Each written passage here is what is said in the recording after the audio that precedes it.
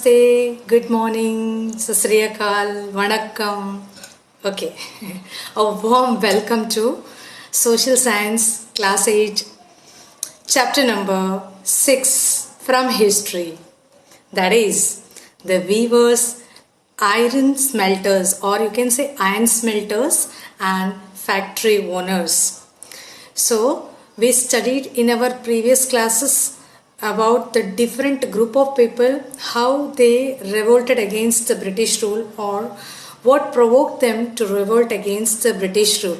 So in this chapter also we will be going to see the condition of the weavers, iron smelters and the factory owners.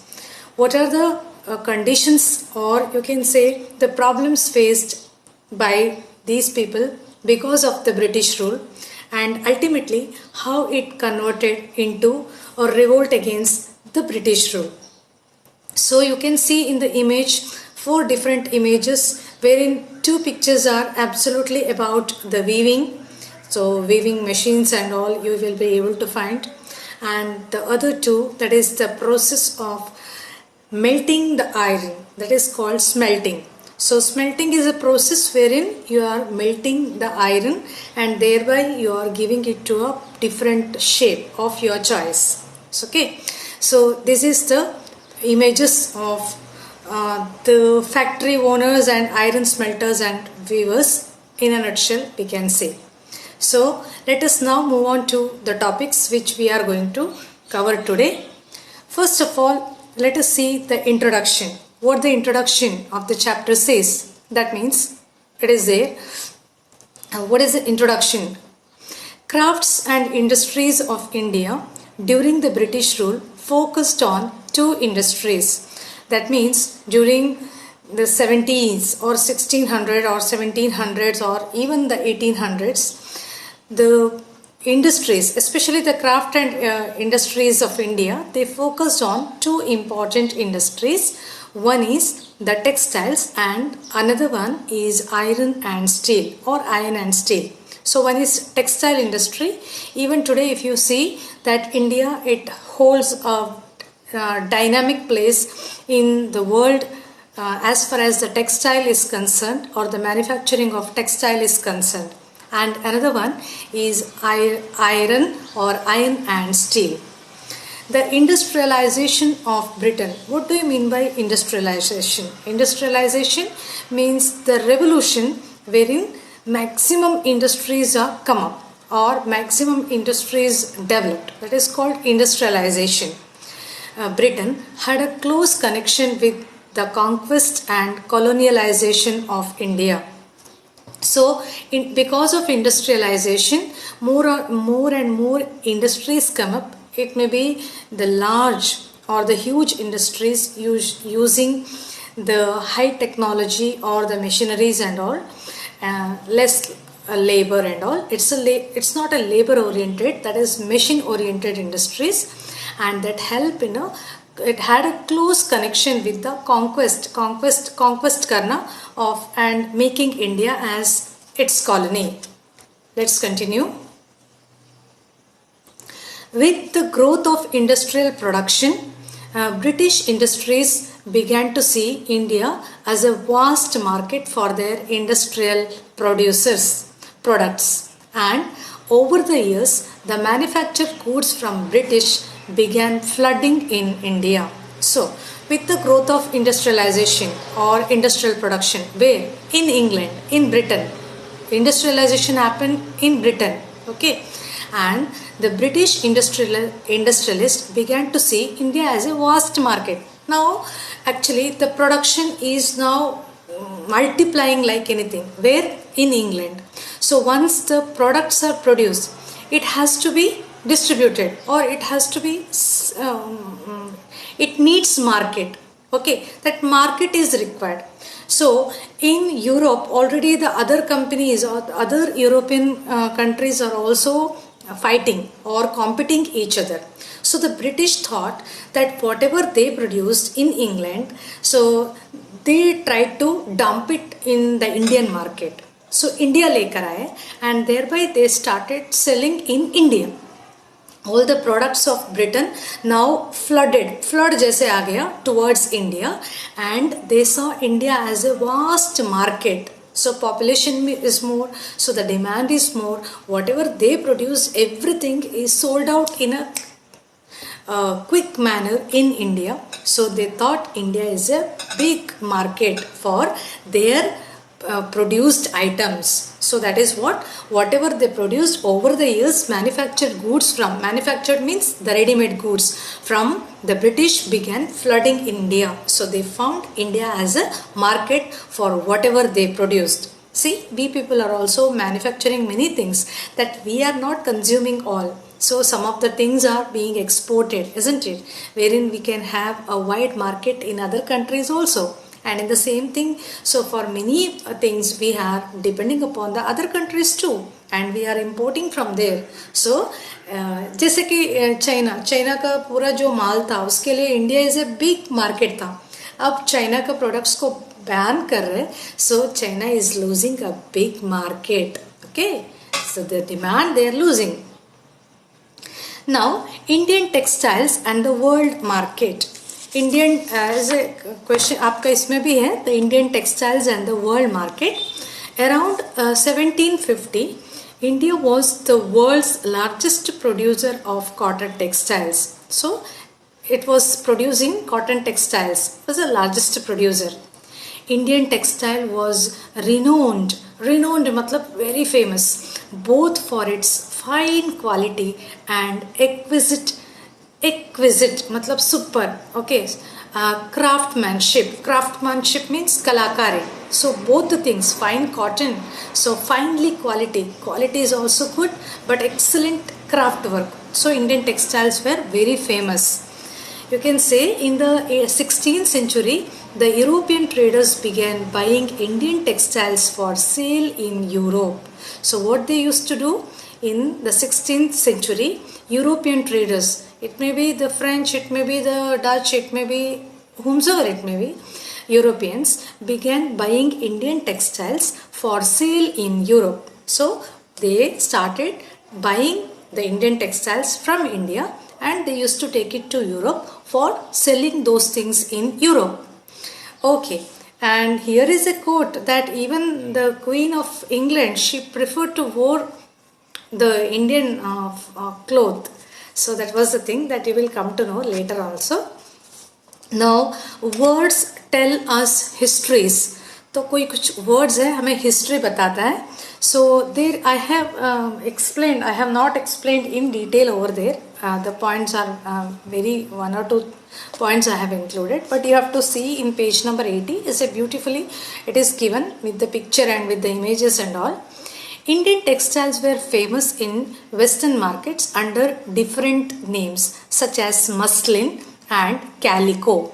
Now it is known in different. So the this what is called kapda, or you can say cloth is also different. It is muslin and also calico. Now I am going to read. It is also called as chint. It is also called as bandhna or बांधनी, उसी से आया बांधना. Okay, बांधना, बांधने वाला बांधना हो गया, सॉरी बांधनी हो गई. I am going to read with regard to muslin and calico. You also have to read. So European traders first encountered मतलब पहली बार उनको पहचान हो गया. Encountered fine cotton cloth from India carried by Arab merchants in Mosul, Mosul in present day Iraq. So how do the Europeans come to know about the Indian textile? It is because of the Arab traders, and where they found it? They found it a place called Mosul. So it is in present day Iraq. So they began referring to all finely woven textiles as muslin. So muslin means what? All the finely woven textiles are called as muslin. Why the name is muslin? Because for the first time they found it in a place called Mosul in Iraq, and that is why that textile is came to be, or that fine cloth is came to be known as muslin. When the Portuguese first they came to India, now another one, muslin ho gaya, now calico, how the name derived. When the Portuguese first came to India in search of spices, they landed in they landed in Calicut. Kolkata is different and Calicut is different, on the Kerala coast in southwest India. The cotton textiles which they took back to Europe along with the spices came to be known as calico. So they came for the purpose of trade, and the spices are very famous in South India, and while they were carrying the trade, they also found a fine cotton, or I can say the textile, cotton textile, in a place called Calicut, and that is why they gave the name that calico. That textile is known as calico.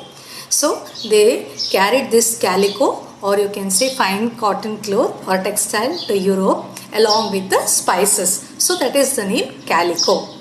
Now the printed, another one, the printed cotton clothes called chintz, that is derived from the word chint, and bandhana is derived from bandhana, or a tie and dye. Tie and dye, और tie and dye उसका technique है. बांधनी को आप अगर उसका manufacture अगर देखते हो तो दैट्स डिफरेंट. उसको टाई करते और उसके बाद उसको डिप करते डाई में. डाई मीन्स कलर, कलर में डिप करते. So that is called tie and dye, where the pieces ordered in bulk. Bulk में उसको क्या ऑर्डर मिलता था. I will come to this point. That is there were okay. So the printed cotton, amongst the pieces ordered in bulk were printed cotton clothes called chintz, and it's also chintz, kosas, or it is also called as khassa or bandhana. They are the different types, and it is derived from a Hindi word. Chintz is derived from the Hindi word chint, a cloth with small and colorful flowery design. So it's a flowery design. So you will be able to find it in your textbook. Yeah, and that is a chint. And bandhana I'll explain you. The word bandhana now refers to any brightly colored and printed scarf for the neck and head. It is called as bandhana for the neck as well as for head. Originally the term derived from the word bandhana. It's a Hindi में for dyeing, color करना, and referred a variety of brightly colored cloth produced through a method of tying and dyeing, and that is why we are calling it as bandhani. Bandhani, you will be able to find the images. Bandhani sari तो हर mummy के पास रहेगा. If you are a Gujarati, or if you are in Gujarat for many years, then it's a very famous in Rajasthan, but even in Gujarat also it is equally given importance. So that is bandhana, chintz, calico, muslin, different types of clothes, or the Indian textiles. What it was in demand in those days. Now let's come to, in your textbook also in page number 81, that is a big list is given, that a page from an order book of the East India Company का दिया है कि हर order के सामने हर item का price कितना है और उसका कैसे उसको साइज क्या है, everything is given. So just you can C, you can go through it to have an idea. Now, as I told you, Indian textiles in European market. In 1720, the British government enacted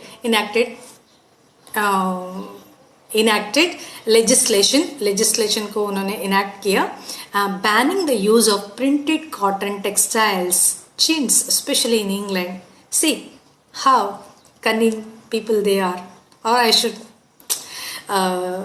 take back the word. So they are very, very smart people, you can say. In 1720, the British government enacted legislation को थोड़ा बहुत modify किया, and wherein they said that banning the use of printed cotton, chintz को ban किया. So the use of chint, or I can say cotton textile, is completely banned in England. Okay, earlier it was taken from India and the European people were using. So I said in Europe many different countries are there, wherein in 1720 that British government it's banned. Indian designs were imitated and printed in England on white muslin or plain unbleached Indian cloth. Bleach, you know that, bleaching पानी का, तो bleach का use करते हैं. White कपड़े के लिए आपने घर पे देखा होगा ब्लीच का यूज़ करते हैं, isn't it?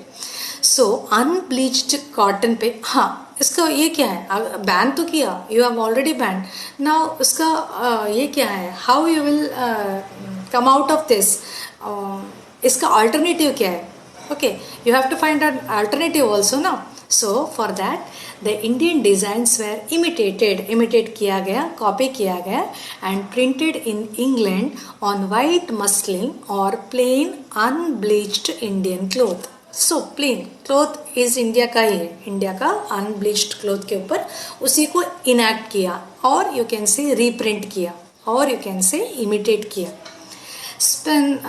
That is this act, that is वो chint वाला, banning the chint use of printed cotton textile, that is chint in England, that act is also called as Calico Act. Okay, interestingly this act is also act, matlab कानून is also called as Calico Act. Act matlab कानून. So in the year 1764 spinning jenny was invented by John Caye. By you नहीं है, it's by mistake, it's invented by John Caye in 1764. You have to underline. Now what is spinning jenny? Spinning jenny मतलब क्या है? That is given in page number 83. A machine by which a single worker could operate several spindles मतलब वो जो देखते हैं ना, तो वो जिसके अंदर वो धागा वो ये भरा हुआ रहता है, that is called spindles.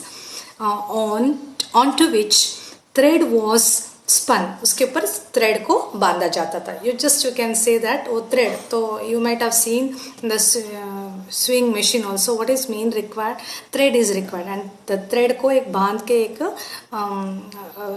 के रखते हैं, कलर different color का thread को, that is called as spindles. And when the wheel was turned, all the spindles rotate होते वो क्या होता था, पूरा भर जाता था उसका. ओके, अलग अलग कलर का थ्रेड ये होता था और प्रोड्यूस होता था. So that is called spinning jenny. So you can see. Okay, now let's move on to the next one. The invention of steam engine by Richard Arkwright in 1786 revolutionized the cotton textile weaving. So, steam engine invented by Richard Arkwright in 1786. Revolutionized. Revolution means revolution. मतलब you can say the sudden development. The cotton textile weaving में एक बदलाव लाया, एक भयंकर बदलाव लाया. Okay, now let's move on to what the heading says. Here in your textbook page number 84, map is also given, that I will let you know on Saturday. Now, who are the weavers? Weavers belong to the communities that specialized in weaving. Expert, yes, we are all not weavers. We don't know how to weave the clothes. We know some of your parents might be knowing how to stitch the clothes, but weaving most probably not. Handloom, it is hindloom लिखा है, it's handloom, hand से handloom. Weaving and occupations associated with it provided livelihood for millions of Indians. So handloom, loom को hand से चलाते हैं. Now it's operated by machine, and hand से जो चलाते हैं loom, that is called as handloom. And occupations associated with it, whatever it is, इसके जो जुड़े हुए occupations, it provided a livelihood. Livelihood means कमाने का एक तरीका, you can say, or the means of livelihood for the millions of Indians, or you can say it was the main occupation of the Indians in those days. What? Weaving. This is what the topic for the time being, and in my next class I will explain you, that is on Saturday I will explain you the other different concept, or I can say related to this chapter. In the meantime, keep studying, keep listening to your parents, and also be prepared for your upcoming test. And very soon we will let you know the portions also. We have not decided yet the top, or I can say how much portions we have to consider for the upcoming test and all. And once the discussion is over, I will let you know everything. So for the timing, tata, bye bye.